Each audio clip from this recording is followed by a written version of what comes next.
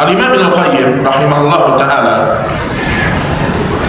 beliau pernah mengatakan, muhibbud dunya la yanfat min thalath. Ini penting ini. Kita kalau membahas keabadian akhirat, kita harus ada membahas bagaimana sikap kita di dunia. Kata Ibnu Qayyim, pecinta dunia tidak akan terlepas dari 3 hal. Kita kalau sudah cinta berlebihan sama dunia, pasti kita dihukum dengan 3 hal. Yang pertama, hammun lazimun, kesedihan yang terus menerus, atau kegelisahan yang terus menerus. Cobalah Pak, kita kalau terlalu cinta sama barang yang kita punya, gelisah kita Pak, gelisah. Antum baru beli motor, Masya Allah, orang beli motor harga 2 digit, dia 3, bannya 2 juga padahal. Kita bukan mengatakan tidak boleh, boleh, tapi hati-hati dengan kesombongan. Orang kan naik motor tuh gini, nah dia gini naik motor, beda kan? Dari gayanya hati-hati. Bukan tidak boleh beli moge, boleh, tetapi hati-hati memakai barang-barang mewah. Pertama apa? Kesombongan. Yang kedua, ada kegelisahan kalau kita punya barang mewah. Parkir di masjid, lihat motor rapat-rapat, gores lah nanti ini ya. Gelisah itu Pak, wallah gelisah. Gelisah. Banyak hal. Ibu-ibu beli tas berlebih-lebihan mahal-mahal, beli sepatu mahal-mahal. Bukan tidak boleh, boleh. Tapi ingat, Anda pasti gelisah. Pasti kita gelisah. Maka belilah sesuatu itu sesuai kebutuhan. Kalau memang butuh mahal, beli, nggak apa-apa. Jangan bakhil juga. Ada sebagian orang terlalu bakhil. Dia butuh, dia beli yang oli mahal yang asli Ustaz, oli 1 liter mahal, saya oli yang KW aja. Nggak mau kok mobilnya nanti. Jadi ini juga nggak boleh terlalu bakhil dengan diri sendiri. Tapi kalau butuh mahal, mampu beli, nggak apa-apa. Tetapi orang kalau sudah sifatnya bermewah-mewah, kegelisahan pasti datang. Pakai HP mewah, waktu wudhu tinggal di tempat wudhu, masuk HP harga 25 juta. Tapi udah takbiratul ihram nih, Allahu Akbar. Ingat dia, kalau HP-nya harga 1.500.000, nanti aja lah. HP 25 juta, batalin sholat itu Pak. Iya atau tidak? Kok ente batalkan sholat? Maslahat Ustaz. Maslahat untuk ente. Ya betul, maslahat juga bisa jadi. Jadi maksud saya, kita pasti gelisah kalau kita terlalu mencintai dunia, terlalu banyak, kita pasti gelisah. Ini yang pertama. Hukuman yang kedua bagi pecinta dunia, wa ta'bun daimun, rasa capek yang berkelanjutan. Orang kalau kejar dunia nggak ada habis-habisnya, capek, letih, capek. Ada, kita kalau dengar sebagian ada artis-artis itu ngomong kadang-kadang, oh saya pengen pensiun usia 40, nanti usia 40 udah nggak mau kerja lagi. Akhirnya lihat, nyari dunia, sholat kelewat, silaturahmi sama orang tua kadang nggak ada. Pikirannya apa? Fulus. Dan ingat, mencari fulus itu gampang kalau Allah takdirkan sama kita. Tetapi kalau Allah ingin hilangkan semuanya, selesai. 1 titik aja, bocor jantung, selesai. Tabungan habis semua. 1 titik aja bocor jantung ini, selesai. Apa yang mau ditabung-tabung? Apa yang mau ditahan-tahan dari harta? Maka kerjalah dengan niat untuk ibadah. Jadi banyak orang, Allah nyuruh kita kerja untuk kita bisa ibadah, jangan dibalik. Jangan sampai kita ini gara-gara kerja akhirnya ibadah terlalaikan. Makanya Allah ketika menyuruh kita sholat, Allah ingatkan juga dengan rezeki. Allah mengatakan, wa'mur ahlaka bis salati wastabir 'alaiha. Perintahkanlah keluargamu untuk sholat dan bersabarlah atas perintah itu.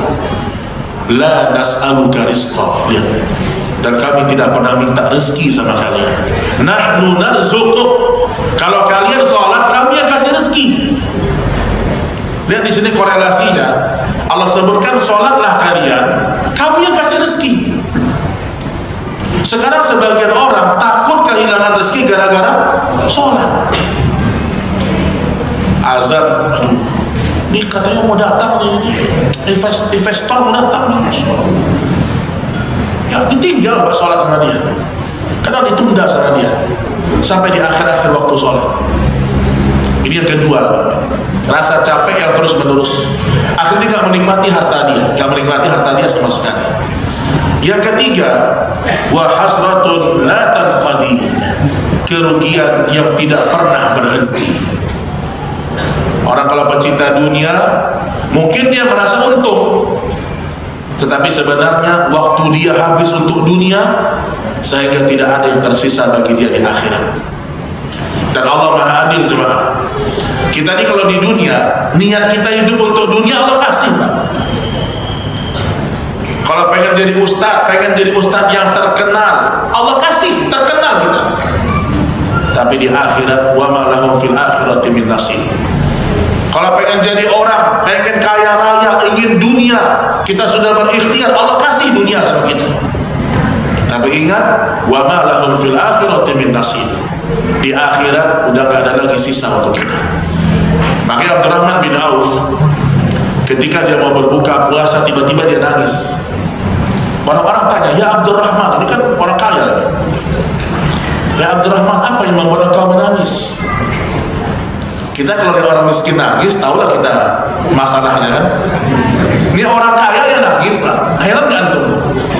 Kita punya teman nih, nangis dia. Oh mungkin berasnya habis, mungkin, atau dia minjam gak dapat, atau anaknya sakit gak ada biaya. Ini yang nangis orang kaya kan? Orang kaya itu jarang nangis, dia jarang. Kecuali kalau dia orang soleh ya, jarang nangis orang kaya itu. Abdurrahman bin Auf nangis dia. Orang nanya, kenapa wahai Abdurrahman? Kata Abdurrahman apa? Perhatikan ini. Aku takut sholatku, bacaan Qur'anku, zikirku, ibadahku, Allah hanya balas dengan dunia. Jadi Abdurrahman takut, jangan-jangan saya ini kaya raya, balasan dari ibadah saya. Saya sholat, saya baca Quran, saya tahajud gitu misalnya, Allah balas dengan rezeki dunia terus. Sementara besok di akhirat udah gak ada yang tersisa lagi. Lihat ini jiwanya sahabat. Justru mereka ketakutan kalau amalan akhirat Allah balas dengan dunia dan rezeki. Sekarang datang sebagian orang kalau ingin dunia beramal akhirat. Apa itu tidak maksud saya? Abdurrahman bin Auf takut dia, jangan-jangan karena saya sholat Allah limpahkan rezeki saya, tapi hanya di dunia. Besok di akhir udah gak ada rezeki lagi. Sama kayak sebagian ustaz, pengen itu shalawatin dulu itu, pengen itu shalawatin dulu. Itu sama tuh. Berarti dia apa? Dia berharap dari amal akhirat itu hanya dunia saja. Abdurrahman bin Auf justru itu yang dia takutkan. Justru dia takut, jangan-jangan karena saya baca Quran Allah limpahkan rezeki yang sangat banyak, tapi di akhirat gak ada pahalanya lagi. Makanya banyak-banyak berhusnuzon sama Allah. Kalau kita sudah ibadah, kita sudah doa, kita sudah ikhtiar, ternyata ada rezeki-rezeki yang memang kita masih diuji, sabar aja. Mungkin rezeki itu Allah simpan untuk kita di akhirat. Sabar itu. Jadi jangan kita pikir, kok saya hijrah makin susah Ustaz.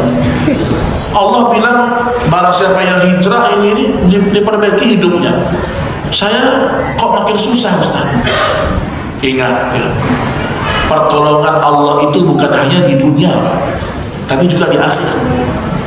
Seandainya kita boleh memilih, harus memilih kita. Harus Allah menolong kita di dunia atau di akhirat, mau pilih mana? Tidak ada dua-duanya, salah satu aja.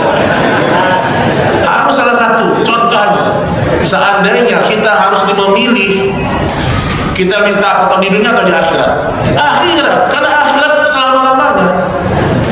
Kita minta ya Allah semoga di padang mahsyar dinaungi, ketika di hari hisab diringankan, ketika menyeberang sirat kaki secepat cahaya. Itu pertolongan Allah.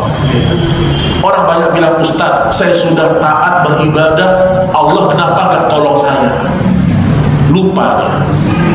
Bisa jadi di dunia Allah memang gak nolong dia, ada hikmah. Tapi Allah ingin menolong dia besok di hari akhirat. Jadi besarkan prasangka baik kita dengan Allah Subhanahu wa ta'ala.